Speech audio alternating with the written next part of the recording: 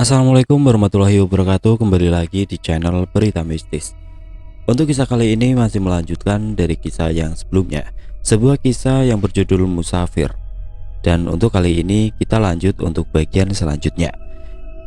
Sebelum kita masuk ke ceritanya, tekan dulu tombol like video ini dan jangan lupa tekan juga tombol subscribe channel ini dan nyalakan juga lonceng notifikasinya agar tidak ketinggalan cerita-cerita lain dari channel ini. Dan buat teman-teman yang punya pengalaman horor dan pengen dibawain di channel ini, nanti teman-teman bisa hubungi langsung kontak admin kami yang sudah saya sertakan di kolom deskripsi.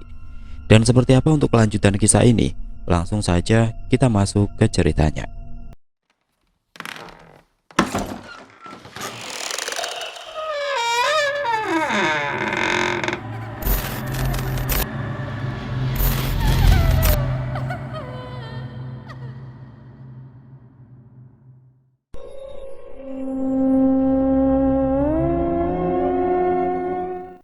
Di rumah dukun sudah ada Pak Iksan dan Bu Rani dengan duduk bersama dulunya.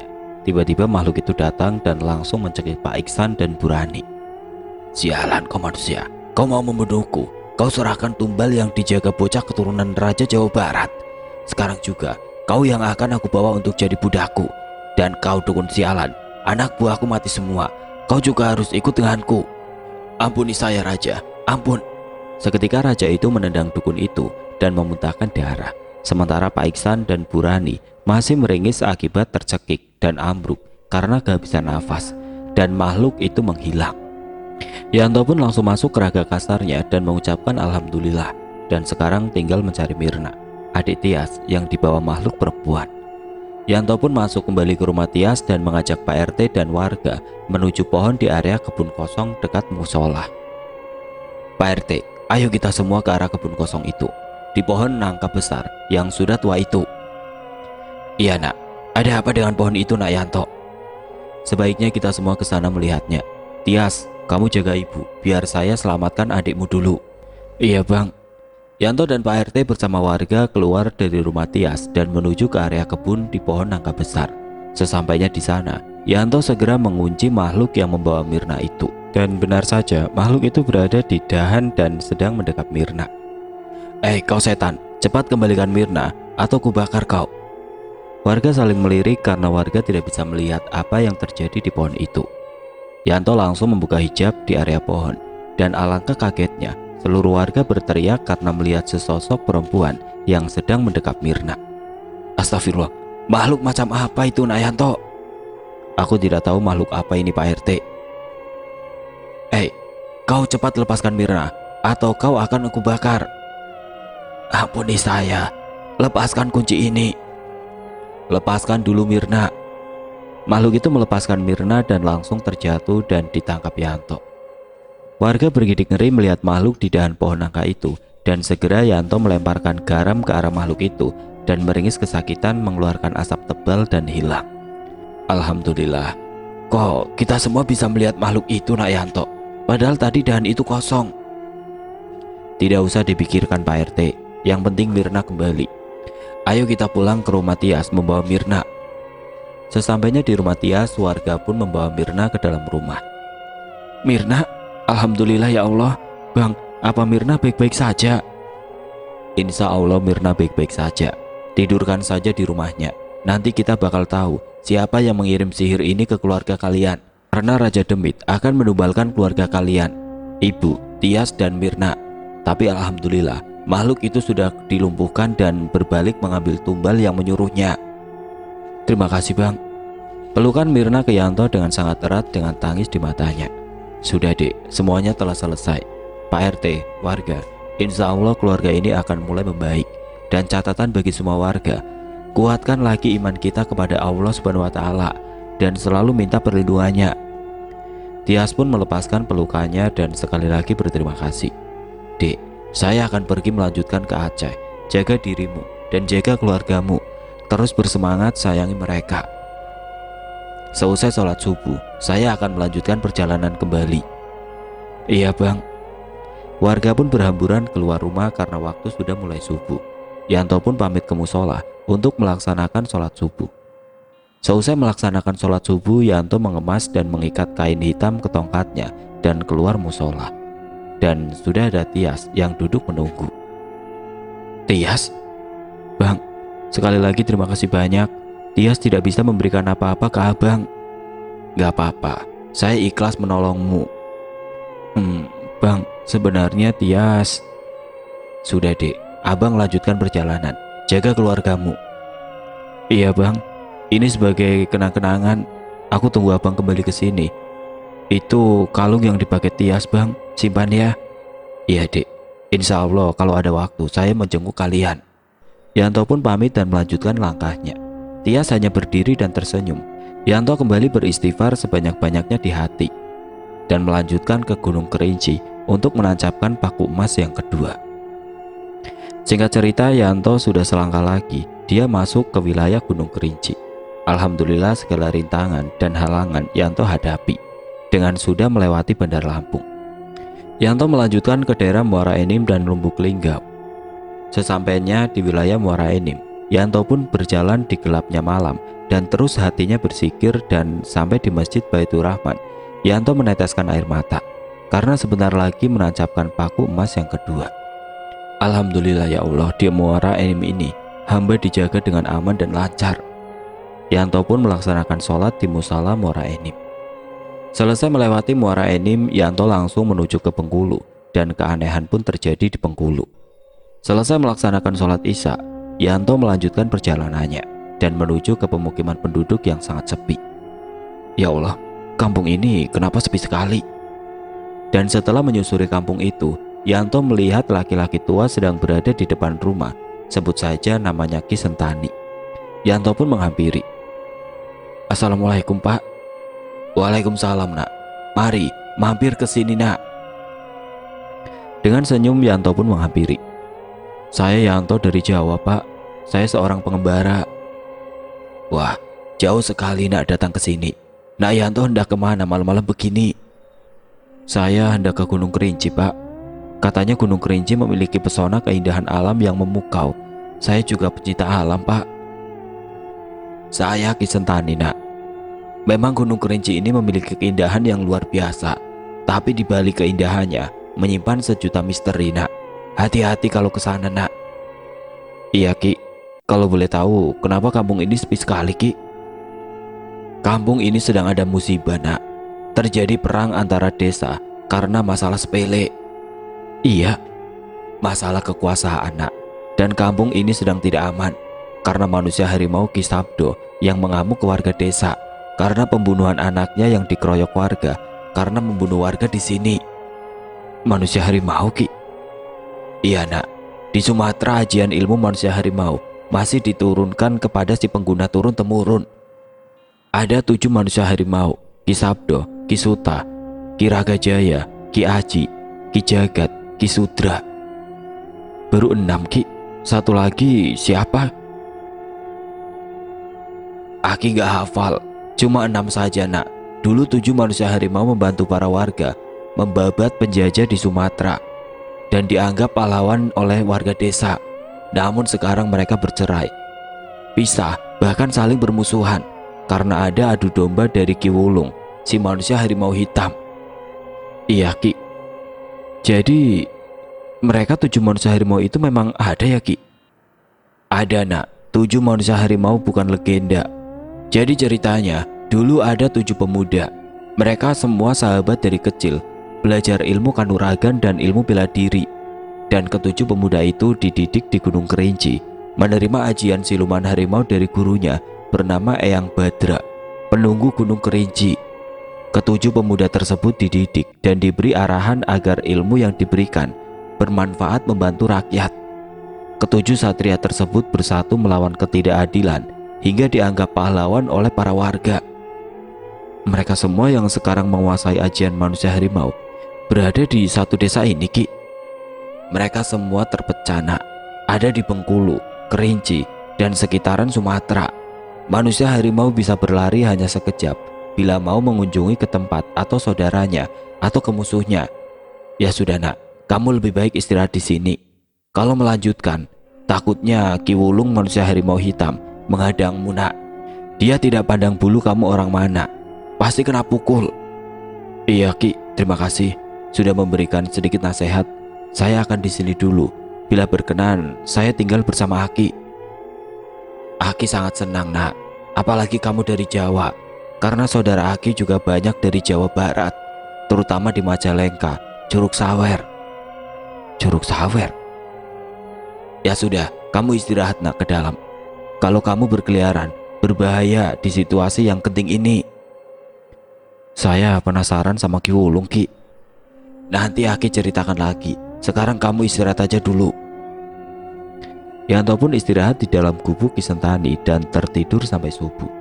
Yanto bangun dan pergi keluar ke tempat air dan mengambil air wudhu, melaksanakan sholat subuh, dan dilanjutkan berzikir di kamar yang sudah disediakan Ki Sentani. Menjelang pagi, Yanto dikejutkan dengan suara ramai dan seperti suara silat. Dan Yanto keluar. Alangkah kagetnya banyak anak kecil sampai dewasa berlatih silat dengan guru Ki Sentani. Yanto dibuat kaget dan terkesima dengan pemandangan silat khas Sumatera sangat banyak. Dan tiba-tiba Ki Sentani melirik ke Yanto. Kamu sudah berhenti zikirnya, Nak? Iya, Ki. Ini semua sedang latihan silat, Ki. Iya, Nak. Mereka semua warga desa ini. Dari mulai anak kecil, remaja, dewasa, semua belajar silat di sini. Ya sudah, Ki, dilanjut. Saya boleh menonton silat ini. Sangat menarik, apalagi khas Sumatera. Boleh, Nak. Murid Ki Sentani sangat banyak, mulai dari pria dan wanita. Semua fokus belajar silat khas Sumatera. Saya sangat terkesima dengan budaya silat khas Sumatera. Dan saya ingin budaya Indonesia tidak termakan oleh modernisasi, karena budaya adalah akarnya negara. Kalau budaya hilang, maka negara akan hancur dan tumbang, dan banyak sekali yang diklaim oleh negara lain. Saya bermimpi dengan pondasi iman budaya lestari saling membantu sesama. Pasti negara ini akan maju dan disegani negara lain. Yanto yang terkesima sampai terus melihat silat ini. Nak, kok malah melamun? Saya terkesima dengan pemandangan ini. Oh ya, Nak, kenalkan, ini anak Aki, namanya Surya. Salam kenal, Kak. Saya Surya. Iya, Dek, nama yang bagus. Semoga kamu dapat melestarikan silat khas Sumatera. Iya, Kak. Kalau boleh tahu nama kakak siapa? Saya Yanto dari Cirebon, Dek. Anak Ki Sentani ini masih remaja, sekitar usia 15 tahunan, dan sangat semangat belajar bela diri bersama warga desa dengan gurunya Ki Sentani. Oh ya, Ki, saya mau tanya tentang Ki Wulung itu. Ki Wulung ya? Dia juga memiliki persilatan harimau hitam dan ingin menguasai seluruh Sumatera. Ki Wulung sangat bernafsu menjadi pemimpin 7 manusia harimau. Ki Sabdo, Ki Aji, dan Ki Ragajaya sudah berkomplotan dengan Ki Wulung. Sedangkan Ki Suta, Ki Jagat, dan Ki Sudra tidak memihak siapapun. Mereka memilih menyendiri di tengah hutan Sumatera. Ki Suta ada di Gunung Kerinci, Ki Jagat ada di hutan samping gunung, dan Ki Sudra di tengah hutan. Dan tiba-tiba sedang asik mengobrol, datang seorang lelaki perkiraan umur 45 tahun mendatangi Ki Sentani. Permisi, Ki. Kau Suta, kemari duduk. Yanto terperajat kaget dengan Ki Sentani yang memanggil Suta. Berarti dia manusia harimau di Gunung Kerinci, dengan lirikan mata yang tajam seperti mengincar mangsa. Izin duduk, Ki. Silakan, Ki Suta. Ada apa hingga kamu turun gunung dan bertamu ke gubuk ini, Ki? Berita penting, Ki. Ki Sudra dan Ki Jagat kini berpaling ke Ki Wulung. Jadi 5 manusia harimau sekarang bersekutu dengan Ki Wulung. Bahaya. Bisa-bisa kita juga akan direbut Ki Wulung. Oh ya, kenalkan, ini Yanto dari Jawa Barat. Saya Yanto, Ki, dari Cirebon. Saya Suta Dharma, panggil saja Ki Sutana. Kamu dari Cirebon? Iya, Ki, saya pengembara. Laku lampamu sangat baik, Nak. Teruskan perjalananmu sampai ke titik terakhir penancapan pakumu. Yanto terperajat kaget dengan perkataan Ki Suta, yang tahu dia berkeliling menancapkan 9 paku emas dan terkesima dengan wibawa dan karismanya. Insya Allah, Ki, saya jalani, dan saya izin tinggal dengan Ki Sentani. Kalau saya boleh tahu apa yang diinginkan Ki Wulung dan siapa Ki Wulung sebenarnya, Ki? Ki Suta melirik ke Ki Sentani dan Ki Sentani mengangguk. Ki Wulung manusia harimau hitam dan ingin menguasai 7 manusia harimau dan ingin mengambil kitab ajian siluman harimau. karena ingin menguasai bangsa siluman harimau Sumatera, nak. Oh, jadi Ki Wulung bekerja sama dengan kelima manusia harimau untuk memuluskan mendapatkan kitab itu, Ki? Kurang lebihnya begitu, nak. Ki Wulung sangat sakti. Dia bisa merubah wujud menjadi setengah siluman harimau dan sangat berbahaya. Murid dan pengikutnya sangat banyak. Kalau kitab itu jatuh ke Ki Wulung, seluruh bangsa harimau akan tunduk kepadanya, Ki. Iya, nak. Bahkan tidak hanya di Sumatera, Jawa pun akan dikuasainya bila memiliki kitab itu. Yanto yang memikirkan si bodas harimau putih di Jawa Barat. Apa dia harus berkomunikasi dengannya dan bergabung melawan Ki Wulung? Karena yang diinginkan Ki Wulung adalah kitab harimau yang dijaga di Gunung Kerinci. Kalau kitab itu sampai dipegang Ki Wulung, seluruh siluman harimau tunduk padanya. Bahkan ketujuh manusia harimau juga. Jadi ketujuh manusia harimau itu penjaga kitab harimau. Sekarang sudah 5 manusia harimau yang bekerja sama dengan Ki Wulung. Di lain cerita, Ki Wulung sedang melaksanakan perbincangan dengan kelima manusia harimau. Saya sangat-sangat berterima kasih kepada Ki Jagat, Ki Sudra, Ki Aji, Ki Sabdo, dan Ki Ragajaya. Kita berkumpul di sini yang tidak lain bekerja sama mendapatkan kitab yang dijaga Ki Suta dan Ki Sentani. Kalau kita bisa mengambilnya, seluruh pasukan siluman harimau akan tunduk kepada kita. Dan kita kuasai seluruh bangsa siluman harimau untuk melawan siluman harimau Jawa. Baik, Ki, kita rebut kitab itu yang dijaga oleh Ki Suta dan Ki Sentani, dan sepertinya dia ingin memilikinya sendiri. Kenapa Guru Badra dulu memberikannya ke Ki Suta dan Ki Sentani untuk menjaganya? Di situ juga saya merasa paling hina, Ki, karena tidak ditunjuk guru memegang kitab itu. Sekarang kita rebut kitab itu. Kita pelajari bersama-sama isi kitab itu. Saya setuju, Ki. Baik, di bulan purnama nanti kita pergi ke Gunung Kerinci. Kita rubah wujud kita ke manusia harimau. Perkumpulan itu sedang membahas merebut kitab yang dijaga Ki Suta di Gunung Kerinci dan akan mengambil paksa. Kita kembali ke cerita Yanto, Ki Suta, dan Ki Sentani. Begitu, nak Yanto. Saya dan Ki Suta menjaga kitab itu agar tidak dipegang oleh orang sembarangan. Kalau salah orang, efeknya fatal. Dia bisa membuat keresahan di bangsa siluman harimau dan mimpi Ki Wulung menguasai siluman harimau Sumatera dan Jawa. Sedang asik mengobrol, satu murid Ki Sentani terpental jauh karena tendangan. Ya, itu Ki Braja, anak dari Ki Wulung, menendang murid Ki Sentani dan berteriak, kau Sentani, Suta, keluar kau. Akan aku obrak-abrik pendopo ini.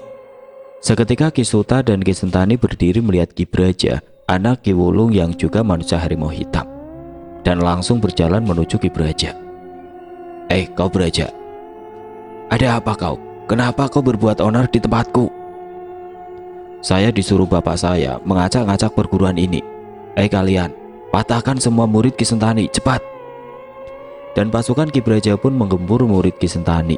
Ki Suta dan Ki Sentani langsung menghalau dengan silatnya ke pasukan Ki Braja. Hantaman dan tendangan membuat Ki Sentani unggul karena kelincahan silatnya. Setelah membuat pasukan Ki Braja terkapar, kini Ki Braja menghadapi Ki Suta dan Ki Sentani. Sialan kau, terpaksa saya lakukan ini. Tiba-tiba tangan Ki Braja berubah. Tangannya dipenuhi bulu hitam harimau hitam berbulu dan cakarnya panjang dan tajam, dan langsung menyerang Ki Suta dan Ki Sentani dengan sangat cepat, hingga Ki Braja berada di atas angin. Ki Suta dan Ki Sentani ditendang dan dicakar membuat keduanya terpental dan jatuh. Apa kau nggak apa-apa, Ki Sentani? Ki Sentani yang usianya sudah tua mungkin mempengaruhi energinya, dan Ki Suta merubah tangannya menjadi manusia harimau dengan harimau belang. Seluruh tangannya berbulu oranye dan belang dengan cakar yang tajam. Ki, sebaiknya Ki Sentani istirahat, biar Braja jadi urusan saya. Yanto pun membantu Ki Sentani dan Ki Suta berhadapan langsung dengan Ki Braja. Keduanya sudah merubah tangannya jadi harimau. Pertarungan tidak terelakkan. Hantaman keras dan silat yang sangat cepat membuat Yanto terkesima. Apa, Aki nggak apa-apa? Perkelahian macam apa ini, Ki? Di luar nalar, ucap Yanto ke Ki Sentani.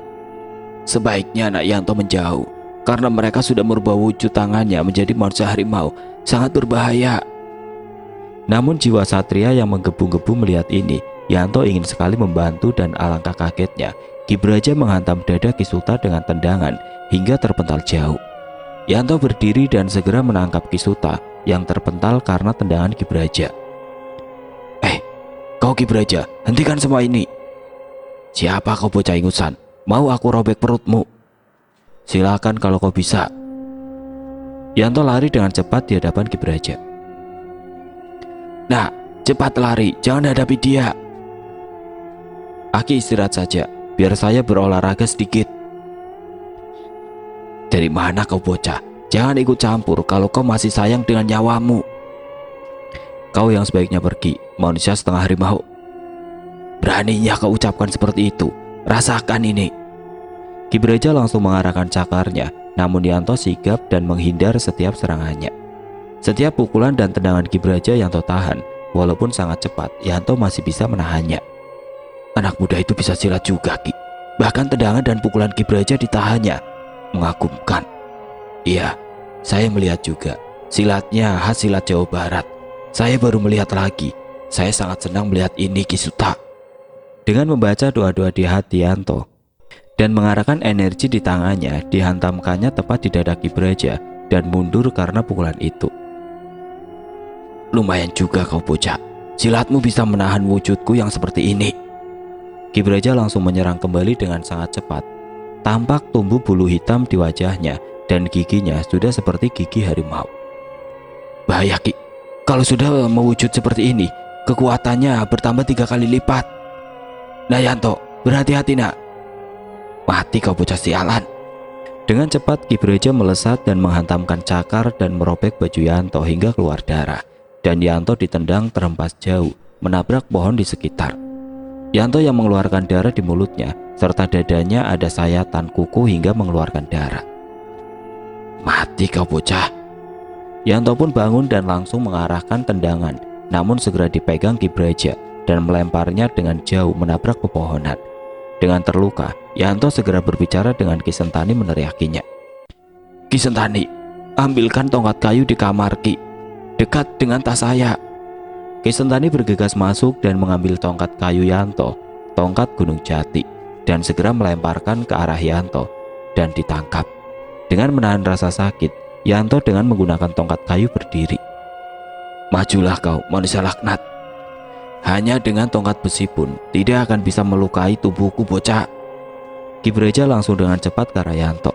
Dengan cepat Yanto mengayunkan tongkat kayu ke arah dada Ki Braja dan terpental jauh mengeluarkan darah yang sangat banyak dan tergeletak tidak berdaya. Saat Yanto berlari ingin memukul kembali, Yanto terhempas oleh angin Ki Wulung dan 5 manusia harimau sudah ada di belakang Ki Braja. Hebat juga kau bocah ingusan, dapat mengalahkan anak saya. Kau Suta, Sentani, ingat, bulan purnama nanti akan aku rebut kitabmu. Siapkan pasukanmu, berikan padaku kitab itu. Kau akan selamat atau kau memilih mati. Tidak sudi aku memberikan kitab itu kepadamu. Baik, jika kau inginkan perang, saya dan ke-5 manusia harimau akan merobek-robek kulitmu.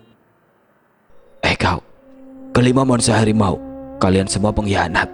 Bukankah guru kita berpesan supaya kita bersatu menjaga kitab itu? Dengan tertawa, ke-5 manusia harimau itu menginginkan kekuasaan atas bangsa manusia dan siluman harimau Sumatera. Lebih baik kau berikan kitab itu ke Ki Wulung agar nyawa kalian selamat. Tidak sudi, kau Ki Sabdo. Kau sudah aku anggap kakak sendiri, tapi kau malah berkhianat ke Ki Wulung. Iblis apa yang merasukimu hingga ingin kitab itu?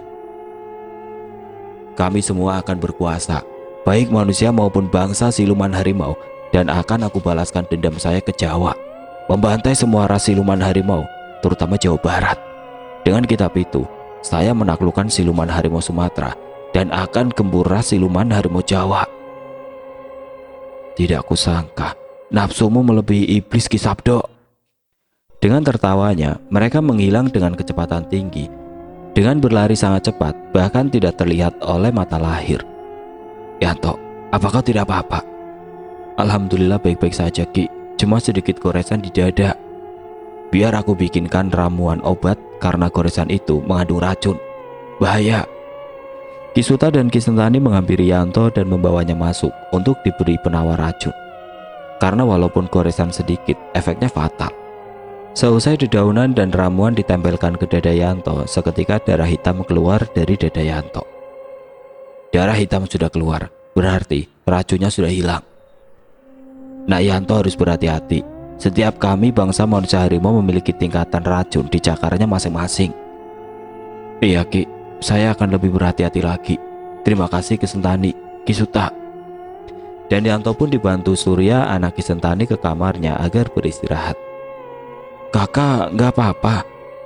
Nggak apa-apa dek, kamu harus lebih tekun lagi melatih silatmu supaya melindungi abahmu dan warga dari cengkraman Ki Wulung dek.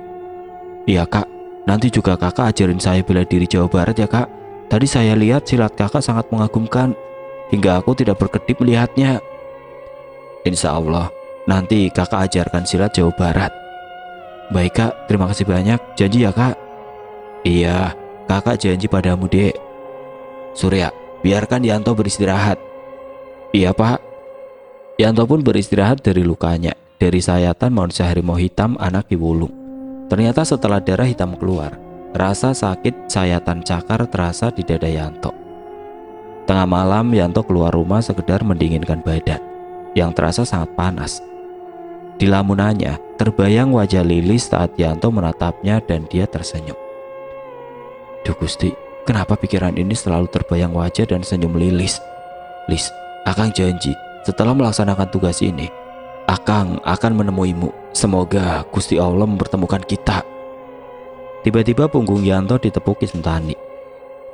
Jangan banyak melamun nak, tugasmu lebih penting dari duniawi.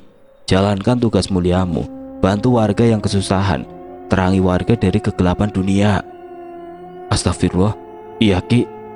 Kamu lagi mikirin apa nak? Perempuan, ujarnya dengan ketawa. Nak, Aki mau titip pesan ke si Bodas. Si Bodas? Aki kenal dengan si Bodas? Iya kenal nak.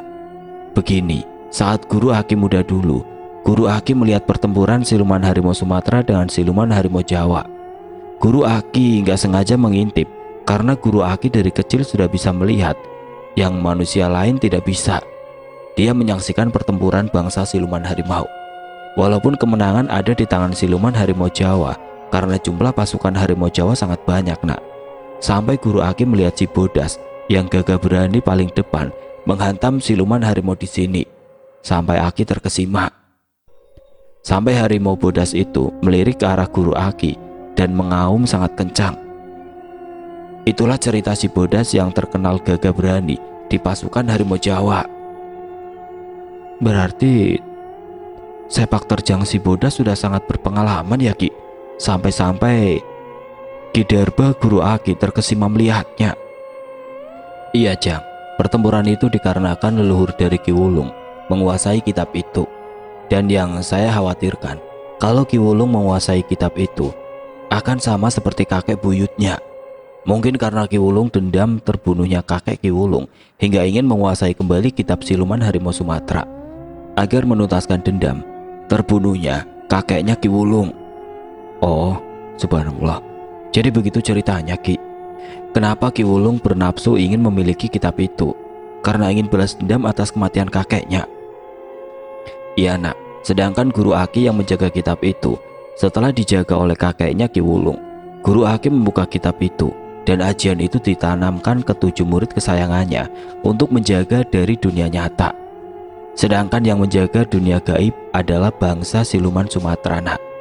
Guru Aki nggak mau ras siluman harimau bertarung kembali karena sesungguhnya ras siluman Sumatera dan ras siluman harimau Sunda sebenarnya bersaudara nak. Yanto yang masih mendengarkan Ki Sentani bercerita saat kakeknya Ki Wulung mencuri kitab dari leluhur Ki Darba guru 7 manusia harimau dan memegang kitab dan mempelajari ajian harimau hitam untuk menguasai bangsa siluman harimau dan 7 manusia harimau. Setelah menguasai ajian harimau hitam, ke-7 manusia harimau melawan untuk mengambil kitabnya kembali yang dicuri oleh leluhurnya Ki Wulung. Sampai kakek Ki Wulung terbunuh. Kitab itu kembali ke guru Aki karena penjaga sah turun-temurun menjaga kitab itu. Oh ya Ki, berarti dulu sempat dipegang leluhurnya Ki Wulung karena mencuri kitab yang dijaga 7 manusia harimau hingga mempelajari ajian macan hitam. Iya nak, dan ada satria juga yang dari Jawa membantu 7 manusia harimau untuk merebut kitab yang dicuri leluhurnya Ki Wulung. Satria itu keturunan Raja Jawa Barat karena kekuatan yang dimiliki oleh leluhurnya Ki Wulung yang menguasai bangsa siluman harimau Sumatera. Akhirnya terjadilah pertempuran satria melawan leluhurnya Ki Wulung, dan ras siluman harimau Sumatera melawan ras siluman harimau Jawa Barat. Yang sebenarnya ras itu masih bersaudara karena pemegang kitab itu orang jahat nak. Dia mengendalikan bangsa siluman harimau seluruh Sumatera. Sampai 7 manusia harimau tewas di tangan leluhurnya Ki Wulung. Menurut Guru Aki nak, leluhur Ki Wulung bernama Ki Setra Wulung Pamungkas. Ki Setra Wulung Pamungkas itu nama leluhurnya Ki Wulung, Ki? Iya nak. Sedangkan nama asli Ki Wulung yang sekarang Ki Raga Wulung Pamungkas, dan anaknya yang kau kalahkan itu Ki Braja Wulung Pamungkas. Iya Ki, terima kasih Ki atas cerita ini. Berarti dari dulu 7 manusia harimau sudah bersahabat dengan Satria Jawa Barat yang mengalahkan Ki Setra Wulung Pamungkas. Iya nak, dan sekarang yang menjaga kitab hanya saya dan Ki Suta, agar tidak dikuasai kembali oleh ras Ki Wulung. Saya khawatir nak, karena kelima manusia harimau berkhianat bekerja sama dengan Ki Wulung. Mungkin Tuhan mengirimmu ke sini untuk membantu kakek dan Suta agar kegelapan tidak menguasai kitab itu kembali. Sebenarnya isi kitab itu apa sih Ki? Sampai sangat diincar orang-orang sakti dari sini. Selain ajian macan hitam dan juga ajian penakluk siluman harimau, dan juga perjanjian tali persaudaraan siluman harimau Sumatera dan Jawa, dan masih banyak ajian yang tersimpan di kitab itu. Karena ajian 7 manusia harimau ada di kitab itu juga. Iya Ki, berarti sangat berbahaya kalau jatuh ke tangan yang salah dan haus akan kekuasaan. Betul sekali nak. Jadi 7 manusia harimau selain menjaga kitab itu juga membantu para warga dan memerangi perusak-perusak alam, terutama hutan. Jadi hutan di Sumatera masih asri nak, karena kita juga menjaga hutan dari tangan perusak. Yanto yang terdiam karena Purnama tinggal sehari. Itu berarti penyerangan Ki Wulung merebut kitab itu sudah sangat dekat. Yanto memikirkan apa yang harus dia lakukan sebelum Ki Wulung mengambil kitab itu dan mengendalikan bangsa siluman harimau. Apa aku harus komunikasi dengan si Bodas agar dapat jawaban dari masalah ini sebelum pertempuran bangsa siluman harimau terjadi? Karena dikendalikan oleh pemegang kitab itu, gumamnya di batin. Nah, jangan banyak melamun. Iya Ki, saya pergi ke sungai sebentar Ki, sekedar ingin mandi. Ya sudah, hati-hati. Ini sudah sore, hampir jam 5. Sebaiknya Nak Yanto sebelum maghrib sudah di rumah kakek lagi. Bahaya. Iya Ki. Yanto pun pamit ke sungai untuk mandi dan hanya untuk berkomunikasi dengan si Bodas agar ada titik temu dari masalah ini. Yanto pun sudah sampai di sungai dan duduk di atas batu, bersila dan mencoba berkomunikasi dengan si Bodas di Jawa Barat.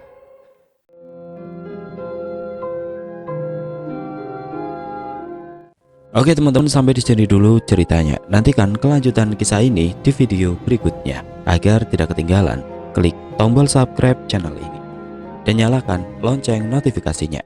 Wassalamualaikum warahmatullahi wabarakatuh.